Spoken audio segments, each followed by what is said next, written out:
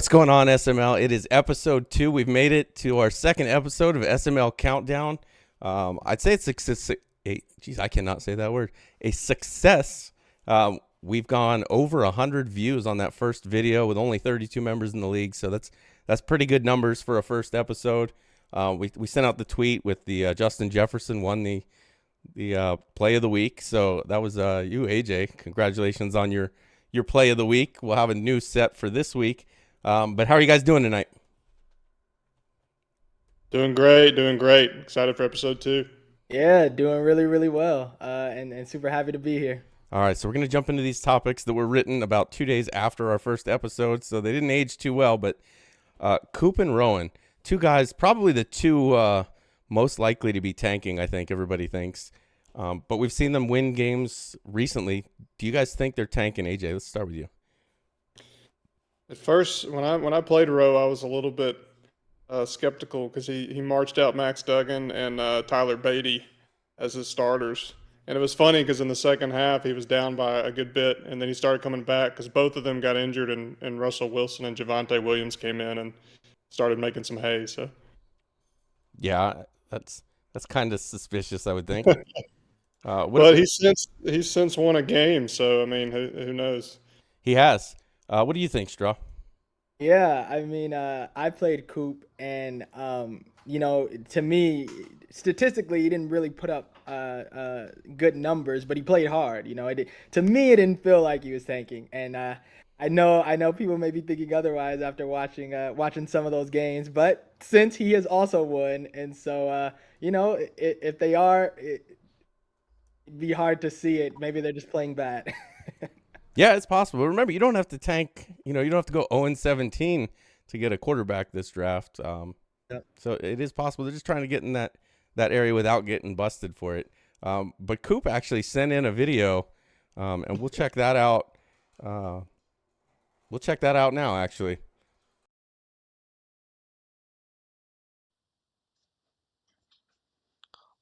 So I've been asked to come on here and maybe explain to you guys why I lost a QP. Some of you guys are wondering. Um, the short answer is I'm stupid. Uh, I'll give you the longer version. I had a chance to beat QP down one into the game. I fall down around the one, try to make him use all his timeouts. I forget that I'd used the timeout in the third quarter, so I'm only counting mine in my head, paying a lot of attention to his and all that. And yeah, so we call a timeout with 8 seconds left. I hear the announcers, and they say it's my last timeout. So at that point, I should have just kicked a field goal, go up by 2, win the game, probably go home okay. I get greedy. I want to run all the time out. I go empty. I have verts on one side. I'm just kind of the plan. My thought was to just throw it out of bounds, waste some more time, kick the field goal, no time left. Um, I get greedy and like the look that I see. Change both of those routes. Decide to throw it. Think that his user is too shallow, and then I throw it right to him, and he has a chance to pick six it and score on me with no time left, and he goes down, and that's the end of the game. Uh, yeah, I'm dumb, guys. I've won a couple games since. I can't say that I'm playing well. I can't say those decisions were any better than Noel kicking a field goal on third down or some of the other crazy stuff we've seen in the past, but that was definitely one of the worst 2 minute clock management, decision making, whatever you want to say. That's one of the dumber ones we've had. But, anyways, Bomber and the guys wanted me to chime in, so there you go. Later. All right, so that was Coop's Speak Your Truth, our new segment where if you guys have a narrative in the SML that you want to maybe set the record straight on, you go ahead and send us a video, and we'll play it and we'll discuss it and see if your issues with the narrative are warranted.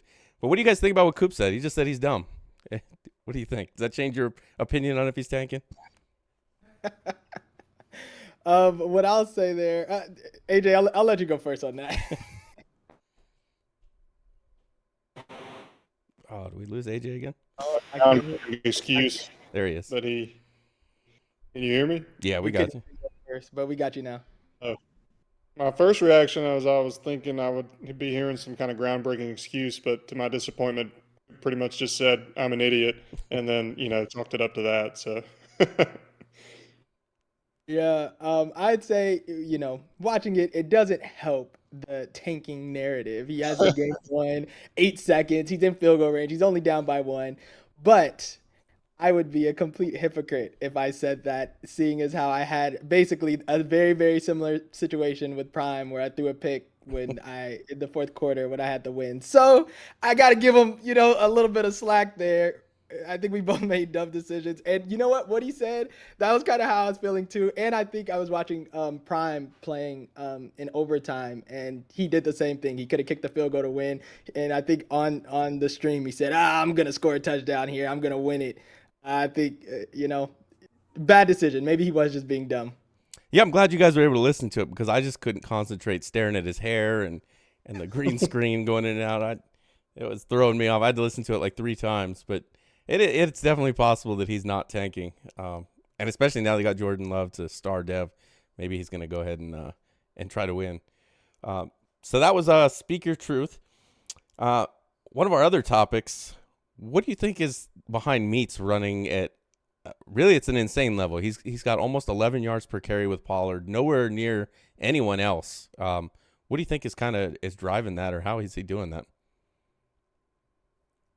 I mean, Tony Pollard, he's running like an animal. And I found that like the speed and elusive backs are pretty good in this game. And it feels like when I watch Meats play, especially with Tony Pollard, but as you said, he's kind of doing it with Dak too with yards per carry. But it just seems like Tony Pollard both gets, hits the hole, but also breaks those tackles and just kind of, really gets down the field for him. So he's figured something out there, and he just looks crazy with Tony Pollard.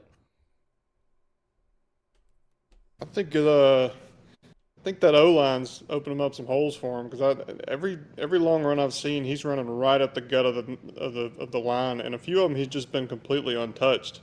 He's made a cut and then boom, he's gone.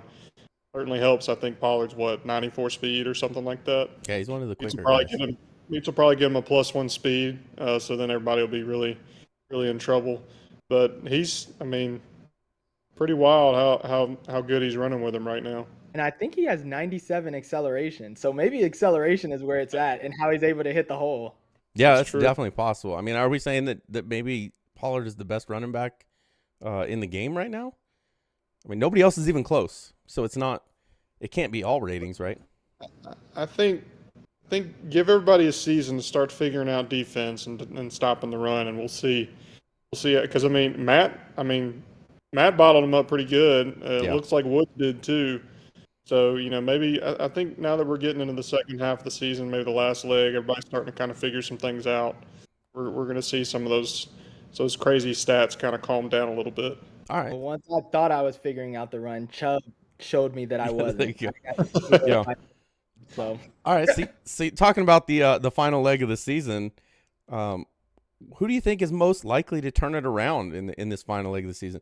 Personally, I've got RD. I think RD is going to be the one to turn it around. Not that he's got a ton of turning around to do. I mean, he's sitting at 6-6 right now, so he's probably just outside that playoff hunt. But his last 5 games, KJ, which maybe doesn't look like quite the gimme as it used to be, but it's still KJ who doesn't have a winning record. He's got 2-step twice. He's got NYT, and then the only team he finishes with that has a winning record is Prime. You know who gave Prime their one loss this season? RD. So I think RD's schedule favors him. Even his tough game is one he's already won. So I think RD is going to be the one to kind of turn things around this final leg of the season and make a push to the playoffs. What do you guys think? I was looking at Bean. I think Bean, I think he's been looking pretty good here in the stretch. Now he's in his last 4 games. I think he won 1 out of the last 4. But the matchups that he had, the teams that he played were really tough. He played Prime, and then he played QP, and then he played Dan, and he played all of them really tough. Took Prime into OT, lost by 6 to QP, and then ended up losing to 10 by Dan, who has just been on a tear. But he's been playing really good games. and he's finishing up going up against Clink with KC, Monty, Finns, and then KJ. So I think he has a really good chance to try to turn it around. He's been playing really, really good here down the stretch, and so Beans is someone I'd look to turn it around. Yeah, I can see. I mean, Bean, he was the one. Everybody, I think, picked him to win the AFC East from the beginning. So it's kind of surprising he's not there right now. What about you, AJ? Who's going to turn it around for you? So I think Mike FML is going to turn it around, and he already started to. A couple big wins over Dump and QP, and you're talking about a team, the Ravens, who's built right now to kind of win some games. He's been dead last in the league in turnover differential. So my thing is he's got nowhere to go but up. Now I don't think he's going to make the playoffs in that AFC. I think that's damn near impossible. But I think if he cleans up the turnovers, Mike's going to be able to beat some guys. Having played him a lot, he's tough on offense as long as he's not turning the ball over. So I look for Mike to kind of get some wins reeling off here at the end of the season. All right, I can see that. Yeah, I guess. So we'll jump into our pick'em now, and our pick'ems for this week. Looking back at last week, it didn't go well for us, Straw. You were 2-3 on your picks. I was 3-2. AJ comes out and he goes 4-1, just one wrong. So we picked this week. It's from weeks 15 and 16, since 14 is already halfway underway. We should be advancing here tonight. But so game one, Philadelphia Eagles versus Seattle. Matt talking about how bad he is. I think he was even talking about Woods for the Super Bowl. Who do you guys have in this game? I got Matt in Seattle. I've played him twice now. I beat him week one. It's when we were all figuring out the game, and he came back and got his revenge on me. That team is playing lights out, super hard to stop. They've got it all. I got Matt winning this. All right, AJ? I also have Matt winning it. I think defense is a top commodity right now, and he's leading the league in turnover differential. So Matt's not having to play a ton of offense, but when he does, he converts and he does just enough to take care of business. So I like Matt in that game. Yeah, he doesn't rank high in the yardage, but he ranks 11th in points scored, and that's because his defense is giving him short fields, and hell, they're probably scoring points too. So I've got Matt as well, and that's a clean sweep. We've got the Seahawks over the Eagles, all three of us, so we're not making up any ground there, Straw. What about the second game? We've got Pittsburgh versus the Colts. Pretty big game. Dan versus Prime. One loss between the two teams.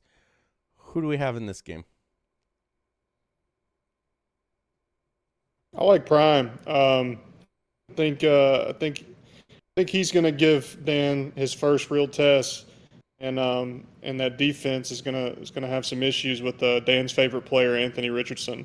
So I'm gonna take Prime and the Colts in that game. All right, Straw, what do you got? Yeah, I also got Prime. He's playing too well. Anthony Richardson is throwing it all over the place. Jonathan Taylor is already hard to stop, and that defense is playing pretty good. I got Prime winning this with the Colts. All right, so everybody's got Prime winning. Not so fast. I've got Dan. I don't think I think Prime's going to have a problem with Anthony Richardson and being accurate. Dan's defense is the number one defense in the league right now, and I think he's going to put pressure on Richardson, and that's where I think Prime's going to have trouble. He's going to be able to move around. He's going to be able to do what he wants to do with Taylor. But when it comes to throwing the ball, he's going to have one or two bad throws, and I think Dan's going to capitalize on those. So I've got Dan staying undefeated. All right. So the third game is going to be the Steelers against the Bengals. And we'll go with I'll make my pick. I've got the Steelers winning again. I don't think it's going to be close. I think we're seeing Dump go into his late season tailspin, and Dan's getting hot. They're trending opposite directions, and I think Dan kind of runs away with this one. Yeah, I agree. I think Dan's going to win this one as well. I feel like Dump's in his own head a little bit. At least he's portraying that in chat. So maybe reeling a little bit. So I'm gonna go with Dan and the Steelers. Yeah, I'll have to agree with you guys on there. I already picked Prime to beat Dan. I think Dan's coming back, and I think he's gonna take it to dump. And I have the Steelers winning that one. All right. So then our next game is going to be the not quite the two Titans that we've had in games prior. We've got the Packers against the Panthers. Noel against Coop. I don't know if either one's going to have 4 wins by the end of the season. But who do you guys have in this one? I've got the Panthers and Noel just because I think it would kind of screw me over with having his first pick. So more than likely he'll win. What do you guys think? Go ahead, Straw. Yeah, I got Coop winning this. Coop, he plays well. He has a good squad. And he took QP all the way to the end. I think he's gonna play really well. And I think he's gonna get the win over Noel. So I got Green Bay winning this. All right. Who do you have? AJ? Yeah, I agree. I think Coop's going to win this as well. I think he's part of that group of guys that's starting to turn things around. Jordan Love to a star. He's feeling good. He's got the worst play of the whole cycle possibly behind him. So he's I think he's feeling confident. He's going to take care of business. All right. And then the final game, we've got Detroit against Minnesota, and I'm taking the Lions. I hate to pick against you, but haven't played the two. I feel like you've gotten actually worse since the first time we played. Second time was a bigger blowout. And then Paulie always seems to figure it out towards the end of or as the cycle goes on, and I think he's maybe figuring things out. So I'm gonna go with the Lions. Plus, I gotta make up some ground, and I know you got to pick yourself. Yep, I'm gonna go with myself. I will say I'm 2-0 against Polly, and neither game was close. So statistically speaking, in history, I'm gonna go with myself. So, go Vikings. All right, Straw. And yeah, so I'm going with AJ. I think AJ's got this. I think he's gonna bounce back, and I got him winning this game. All right. Well, you've also got all the exact same picks as AJ, so you're not gonna make up any ground this week. Or I'm just gonna fall way behind. We'll find out what happens. But that's gonna take us to what I think is becoming everybody's favorite part of the show. We've got the last. Oh, actually, we've got top plays. We'll save last straw for the last. We've got top plays, and here we go. I'm gonna go over Straw. Here's your play first, and it's Nick Chubb. You went with the Nick Chubb against your own Rams. That's a hell of a play to pick against. You picked against yourself. He's running through tackles. I mean, that could not have felt good. Yeah, it was a rough one. I chose it because to seal the game basically. Getting it to 2nd and 2 was exactly what he needed to seal that game. And we tried to throw everything to tackle him. Nothing was bringing him down. I mean, he went through everybody to get to put it to 2nd and 2. And that basically sums up the game. Nick Chubb ran all over us and there was nothing we could do. And that's not even the play that he posted in Insanity. This is one you pulled on your own. Yeah, there was a lot of them. He could have pulled all day. Then we have AJ's play here. AJ's play a little controversial. Why'd you pick this one, AJ? Because it's the wildest play I've seen. I mean, freaking, I don't even know what Max Duggan's speed is, but the guy outran the entire Texans defense. Mike FML's hair probably stood up on the back of his neck when he saw that 70-yard scamper on a read option. So I took that as my top play. I thought that was absolutely bonkers. Max Duggan, the next big thing, right? Yeah, you say he's 88 speed, but you see him there. He just takes off. Nobody even touches him. Nobody's near him. Hell of a run there. And then for my pick, again, I picked Prime, but this time it's not Anthony Richardson. This time it's Carson Wentz drops back, steps up in the pocket, and then throws a bomb to the end zone, which he catches as he's being tackled, and the receiver holds on to it. I'm going to have to learn how he did that. But that was en route to beating Dump. And I just thought that was a really nice play when I saw it. Nobody posted it in Insanity, but that's my top play for the week. All right.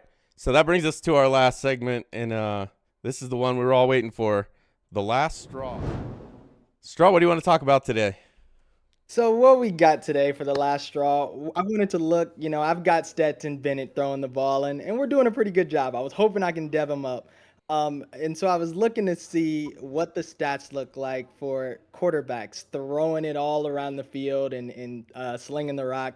And who do I see at the top? Of course, Anthony Richardson up there. Stats, going crazy for a rookie quarterback that, we see miss a lot of throws. And so even though he's missing a lot of throws, he's making the ones that count. The Colts are on top of the standings, and his stats are crazy. And so I wanted to point out some of the throws that Anthony Richardson is making that is, putting the stats up there, that's getting them wins, and to show you that when he gets Anthony Richardson right, it's really going to be scary. So this is the time to beat the Colts and Anthony Richardson, because if he keeps making plays like this, it's going to be crazy.